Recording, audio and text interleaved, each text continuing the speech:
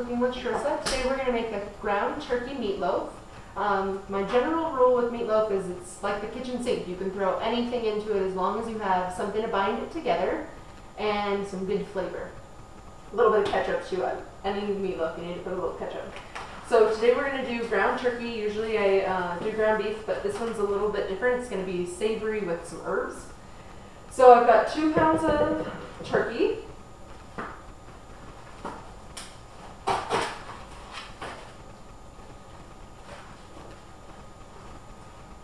Okay, I have a half of a cup of onion diced and 1 clove of garlic also diced finely. All this just dump into one bowl. Okay, I'm also making, like I said before, I'm going to make this dish really savory. So it's going to have some fresh herbs in it. I'm using fresh rosemary and fresh thyme. When you're using fresh ingredients, you'll always use more than you would if you were using dried ingredients. Dried has the flavor very condensed, so when you're using fresh, you need to use more. So I have 2 tablespoons finely minced rosemary and 2 tablespoons of finely minced thyme, which really, once you pull it off the stem, you don't really have to chop it. If you were going to use dried ingredients, you would just use about half of that, if not less. Okay, half a cup of oats. You can use a half a cup of breadcrumbs. If you didn't have breadcrumbs, you could pick off a couple of pieces of a loaf of bread. But since I'm doing this a little bit healthier, I'm going to use some oats. 1 egg. This one's going to hold it all together.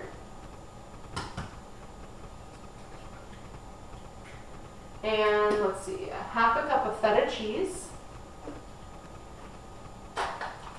It's going to give it really good salty flavor. So when you add salt to this dish, you want to go really easy on it because the feta has salt in it as it is.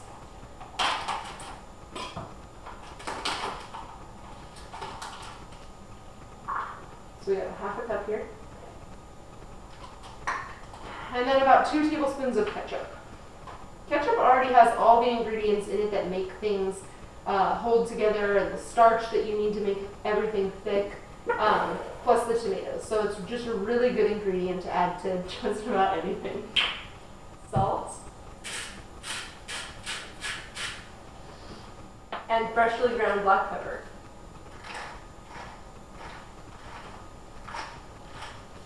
Okay, here comes the fun part. It's easier to mix this if you just use your hands. So wash your hands really well, otherwise you're going to have dirty hands in your food.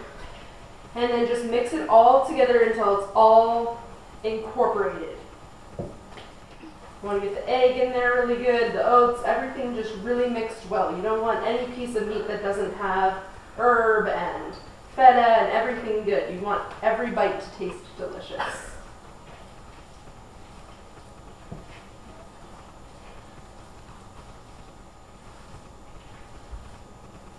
Okay, when that's all mixed, I'm going to wash my hands again.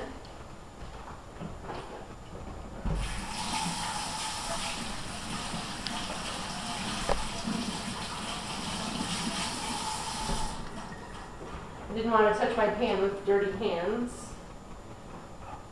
While I'm over here, I've got my oven preheated to 350 degrees. This is going to cook for an hour and a half, so this takes some time to really make sure you planned it all out. You wouldn't want to make dinner at 7 o'clock because then it wouldn't be done until 8:30. Okay, my pan is greased. And just pour the meatloaf right on top of it. And kind of push it into the sides.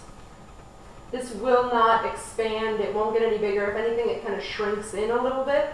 So don't be worried about it if it's overflowing like it is now. It'll shrink up and it won't boil over or anything like that.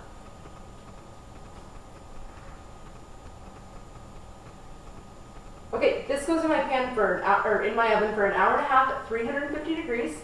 About a half an hour in, I'm going to add some sweet potatoes into the oven, and they're going to cook for 1 hour. And then about a half an hour before the meal is ready, I'll make my vegetables go along with it. So I'll see you back here in about an hour. Okay, it's been about a half an hour since I put my turkey meatloaf in the oven, so now I'm going to add the sweet potatoes because these are going to take about an hour. So then we have an hour until the meatloaf is ready, and then everything will be ready at the same time. In about a half an hour, we'll put the asparagus in.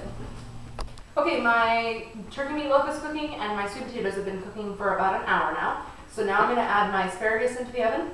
The trick with asparagus is you want to break the ends off of the asparagus. So if you take one asparagus and break it wherever it breaks best, that's where you would use the guide to cut the rest of them. So just break one, cut the rest. And wherever it snaps easiest, that's where the dead end is. I'm just going to put a little olive oil and sea salt on these. I like the way asparagus tastes, especially baked. And if you leave it just the way it is, the flavor of the asparagus will come out the best. And a little salt never hurt. Okay, these are going to cook fast. These are going to be about 15 minutes in the oven, and then you're done. So 15 minutes, 350 degrees, last thing you put in the oven with the rest of your meal. Meatloaf is already cooking, and the sweet potatoes are already cooking. So these are going in now, and when we come back, the whole meal will be ready to cook together. Okay, it's been an hour and a half, and all of my stuff is ready to go, so it's time to put the meal together. My sweet potatoes are nice and soft. My asparagus is done. And most importantly, my turkey meatloaf. Nice and brown. Turn on the oven. Okay, let's cut into this bad boy. Oh, it's all crunchy. My mouth is watering just thinking about this. And see, like I said earlier, it does shrink up a little bit. So yeah, if it starts to look like it's overflowing, you don't have to worry about it because it's going to shrink. Sweet potato. And some asparagus. Well, thanks for watching and enjoy your meal.